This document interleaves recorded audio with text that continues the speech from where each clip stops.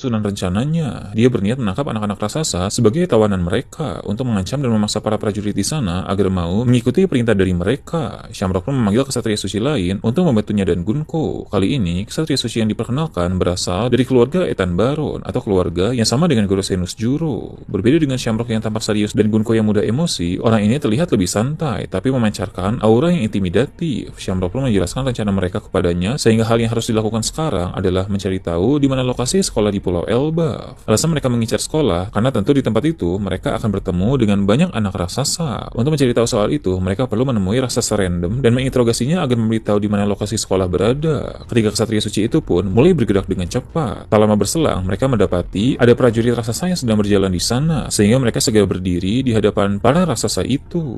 Ketika para prajurit tersebut bertanya siapa mereka, tiba-tiba si kesatria suci dari keluarga Ethan Baron langsung mencabut pedang dan menebas para raksasa itu. Dia mengarahkan tebasan-tebasannya dengan akurat ke kaki mereka, sehingga kaki dari para raksasa itu terluka dan tidak bisa bergerak dengan bebas. Kesatria suci Ethan Baron ini terlihat santai dan tidak seserius Shamrock dan Gunko, tapi rupanya ketika bertemu dengan seorang musuh, dia menjadi berdarah dingin dan tidak ragu memotong anggota tubuh seseorang hanya untuk interogasi. Dia pun bertanya di mana dia bisa menemukan sekolah di Pulau Elbaf. Tentu para prajurit tidak mau menjawab. Kebetulan di dekat sana ada batu dengan ukuran yang besar. Bahkan untuk ukuran raksasa sekalipun, batu tersebut masih terbilang besar. Tiba-tiba dari kejauhan, kesatria suci Ethan Baron itu menebas batu tersebut dengan sangat mudah. Batu yang ukurannya luar biasa besar itu langsung terbelah menjadi dua, membuat para raksasa menjadi sangat terkejut. Kesatria suci itu lalu berkata, jika mereka menolak untuk menjawab pertanyaannya, bukan hanya kaki mereka saja yang akan dipotong, tapi seluruh tubuh mereka akan dibelah menjadi dua seperti batu besar itu.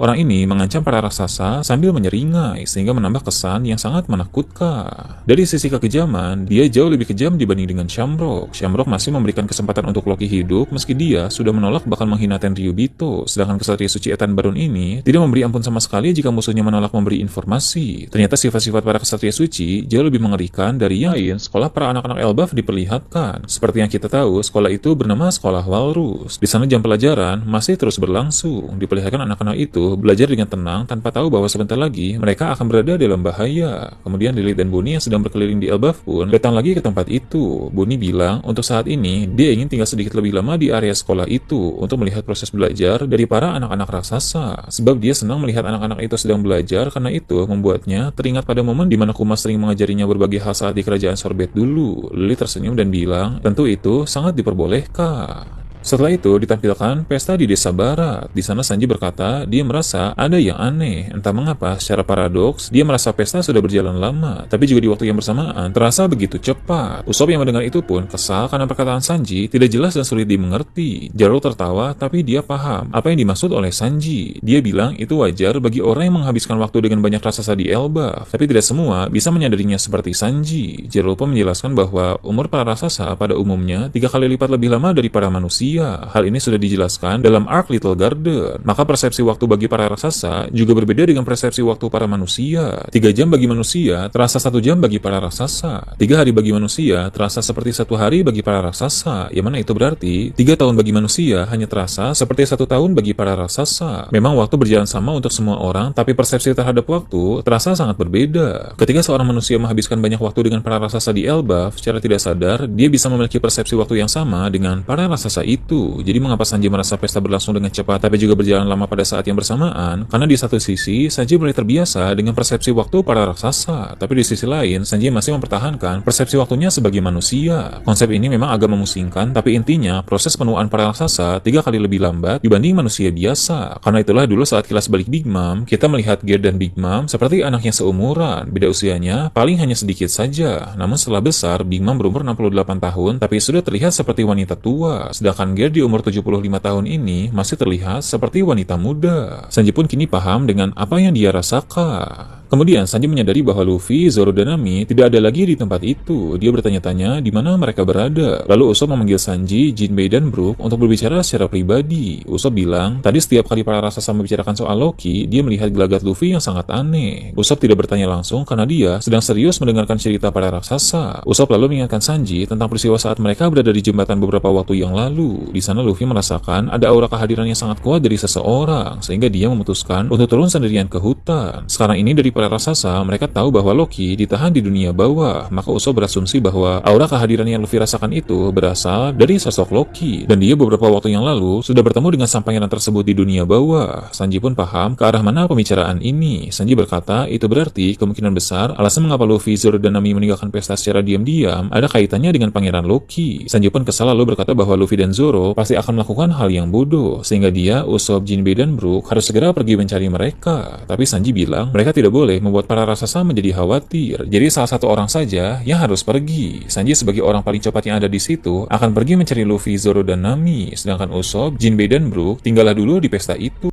Setelah itu, cerita beralih ke kerajaan Kamabaka. Petinggi pasukan revolusi yang tersisa di sana hanya koala saja, sebab yang lain telah memulai pergerakan mereka masing-masing. Belo Betty pergi ke negeri-negeri yang melakukan sebuah pemberontakan. Dia harus memastikan bahwa pemberontakan masih terjadi. Mereka masih tetap berada di jalur yang sama dengan visi misi pasukan revolusi untuk menggulingkan pemerintah dunia. Dia pun akan merekrut para pemberontak itu untuk menjadi bagian dari pasukan revolusi.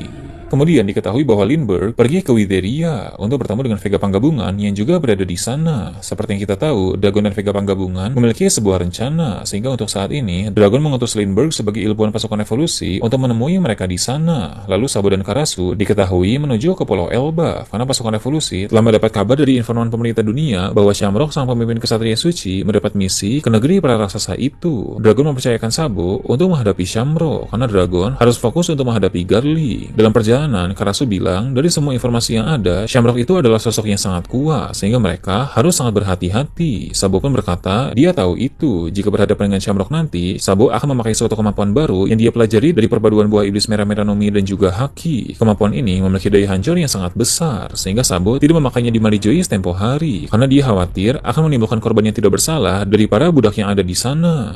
Namun, karena Sabo tahu bahwa Elbaf merupakan negeri yang sangat besar, maka dia bisa memakainya di sana, karena area pertarungan pasti terbilang sangat luas. Sabo berkata bahwa teknik ini seperti sebuah matahari. Ini merujuk pada teknik Entei yang dulu pernah Es gunakan untuk melawan Kurohige. Ini adalah teknik berupa bola api raksasa. Tak hanya mempunyai teknik baru saja, Sabo juga telah membangkitkan mode Awakening, sehingga Awakening Sabo itu akan dipadukan dengan teknik-teknik baru miliknya. Jadi jika teknik Entei milik Es berwarna kuning kemerahan seperti api biasa, maka teknik Entei Sabo akan berwarna biru seperti api Awakening. Kemudian, untuk Ivankov dan Morley, mereka maju ke garis depan untuk menghancurkan kapal suplai ke Marijois. Mengapa mereka bergerak? Karena Angkatan Laut sudah mengerahkan kekuatan besar-besaran untuk melindungi kapal-kapal suplai terbaru. Jadi Ivankov dan Morley harus bertindak untuk memastikan tak ada suplai yang boleh sampai ke Marijois. Cerita pun memperlihatkan kilas balik di kerajaan Kamabaka sebelum pasukan revolusi bergerak berpencar. Saat itu, Dragon memberi perintah kemana mereka semua akan pergi. Lalu ketika yang lain mendengar bahwa Dragon akan turun ke garis paling depan, Sabo bilang itu artinya aksi Dragon akan terekspos secara terang-terangan. Dragon pun menanggapinya dengan berkata, hal itu tidak masalah, karena sekarang sudah waktunya untuk melakukan itu. Lagi pula, Dragon memiliki tujuan lain dengan membiarkan aksinya terekspos. Dia mau memancing kedatangan dari Garling Vigarland, karena Dragon ingin melawannya di luar Marijois. Sebenar saja, pemerintah dunia memang terpancing. Saat tahu Dragon bergerak, Garling sudah bilang kepada para Gorosei lain agar dia saja yang menghadapi Dragon seorang diri. Seperti yang Adwin sebutkan pada pembahasan sebelumnya, Garling akan menggunakan kekuatan buah iblis yang ada di pedangnya, sedangkan Dragon juga akan menggunakan mode hybrid dari